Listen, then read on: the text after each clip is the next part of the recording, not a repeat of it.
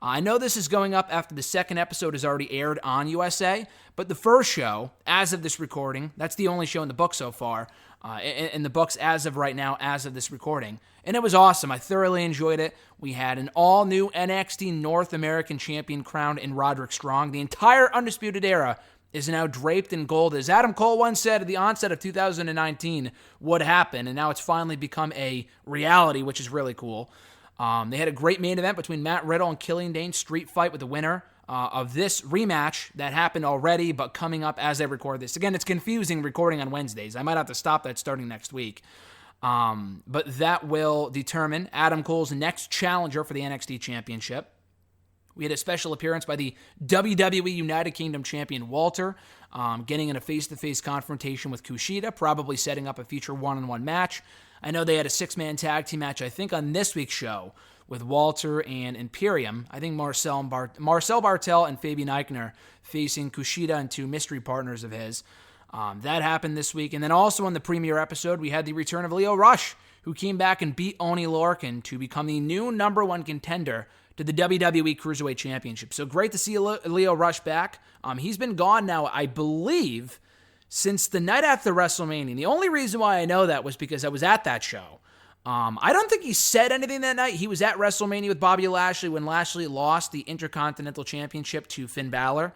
Bobby Lashley brutalized Dean Ambrose the night after WrestleMania. Lio Rush didn't do anything, but he was there. And then I think he was gone from Raw the very next week, so he has not been seen since, up until last week. And it appears now he's back on 205 Live / NXT, whatever, which is great. I think that's the perfect spot for him.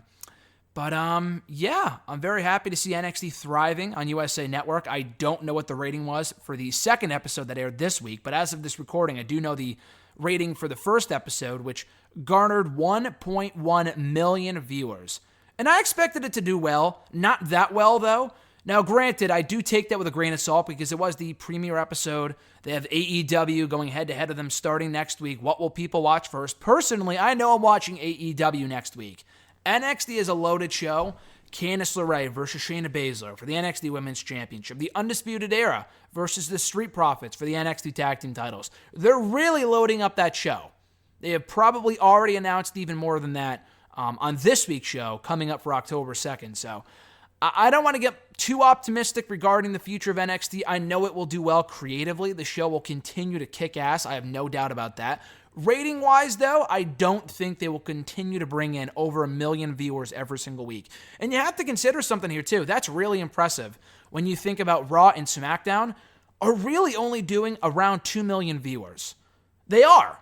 At one point, 3 million viewers was like their minimum, but that has long since changed. That has not been the case in a long time. They would be lucky on a good night to have, on average, 3 million viewers. They might get that in the first hour of Raw if a Stone Cold Steve Austin is on or something along those lines.